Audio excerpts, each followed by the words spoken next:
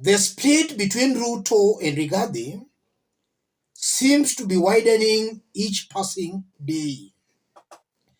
And for those keenly following me here, I've always maintained that Ruto and Rigathi, their differences are irreconcilable.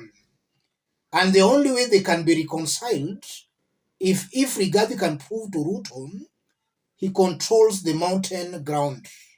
Maybe Ruto can now reach out to him, having known he controls the mountain ground.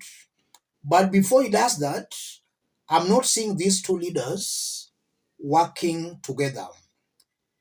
And William Ruto today met Meru elected leaders at State House, Nairobi. And from the kind of attendance we are seeing, from the photos William Ruto shared, Rigathi Gachagua was missing in action. A clear confirmation that he was blocked from attending that event. He was not invited. This is what William Ruto posted. William Samoei Ruto, I am pleased to note that members of parliament are aligning their development agenda with the bottom-up economic transformation agenda. This strategic alignment is essential for achieving inclusive growth. At State House Nairobi, met with MPs from Meru County to discuss the development programs in the county that include the last mile connectivity for both electricity and fiber, construction of markets, roads, among others. And then William Ruto shared out those photos. And looking keenly at those photos, I'm not seeing Rigathi Gachagua, the deputy president, who is expected at such high-level meetings. He should be present. And now that he's saying he's the mountain's political kingpin, we expected him to be among this delegation. But he's missing in action. I want us to put this into perspective for Kenyans to understand what's happening here. If you are watching us but you have not yet subscribed, subscribe in order not to miss our next analysis. Let's proceed. Ruto is saying, I'm pleased to note that members of parliament are aligning their development agenda with the bottom-up economic transformation agenda. It has been long before William Ruto talked about the bottom-up economics. And I can say that this bottom-up economics Ruto is talking about today has been informed by what Rigathi said yesterday in Nakuru. Rigathi mentioned something to do with bottom-ups. Let's listen to Rigathi. Kwa hivyo rais, sisi tunataka tuseme the unity we are calling for is the unity of Kenya, but we are doing it bottom up. I want to say, and it's on record, Your Excellency, you know, Governor Susan Keheka knows, the amount of time I spent here in this county, Pale Molo, trying to heal the wounds of what had happened before. In Njoro, trying to heal the wounds and bring people together. I'm a peacemaker and I'm a uniter of people. And that is work, Rais, ukinikubalia nitakusaidia kuunganisha wa Kenya through the bottom-up approach.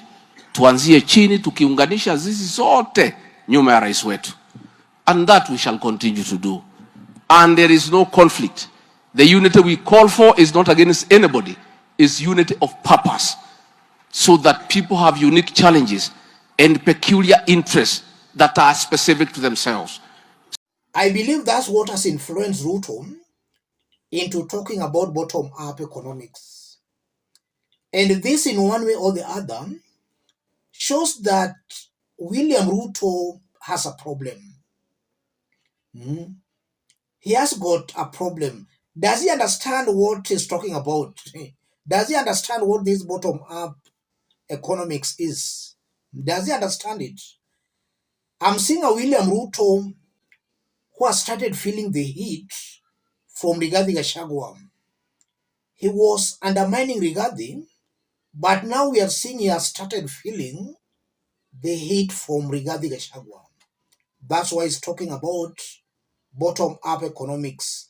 And I just don't understand how the MPs will actually actualize that. Hmm? I just don't understand that. And again, if you look at these photos Ruto shared, we are not seeing Rigathi anywhere. That's a confirmation that the split between him and Ruto is only but widening. William Ruto is trying to isolate Rigathi Gachagua. He's trying to snatch away these elected leaders from Rigathi. Last time he met Kiambu elected leaders, Rigathi again was missing in action. And again today is meeting Meru leaders, and Rigathi again is missing in action.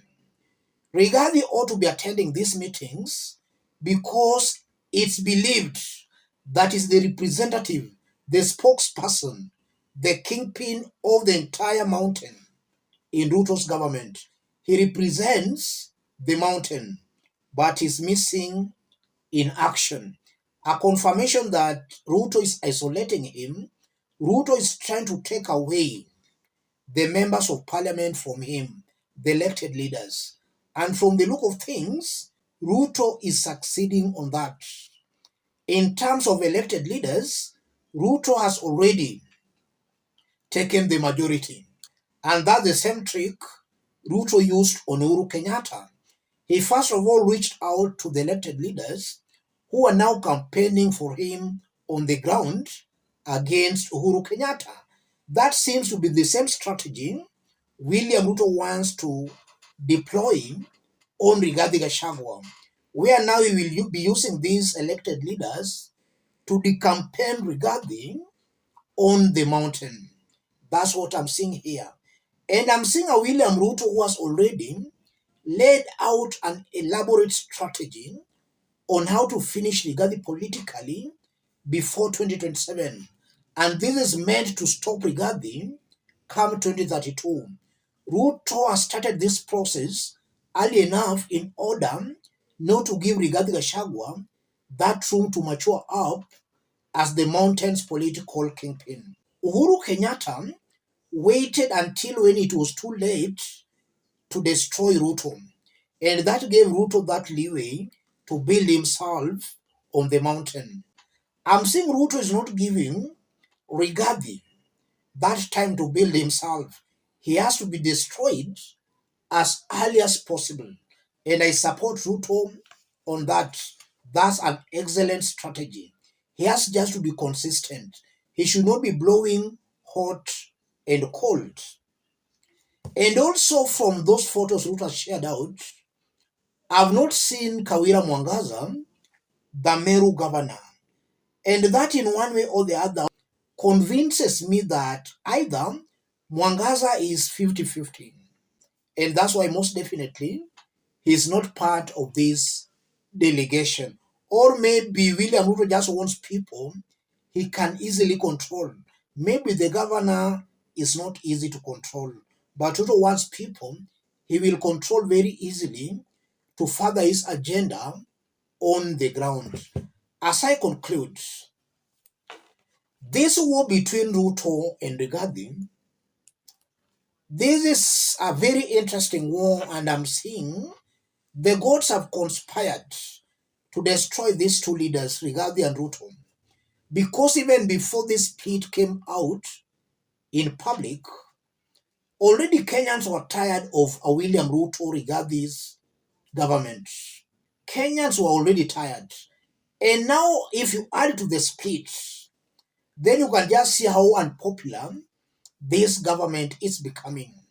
So I won't be wrong to say the gods have conspired to destroy both Ruto and Rigathi.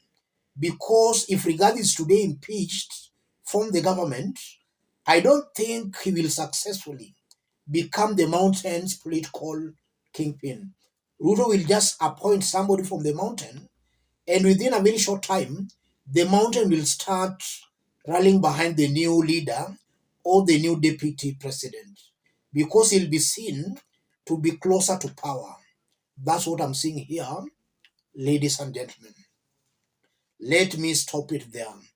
In case you're watching us but you're not yet subscribed, subscribe, give the video a like. And to those watching us outside Kenya, drop a comment, let us know from which part of the globe you are watching us from. If possible, subscribe, give the video a like. Thank you. God bless you.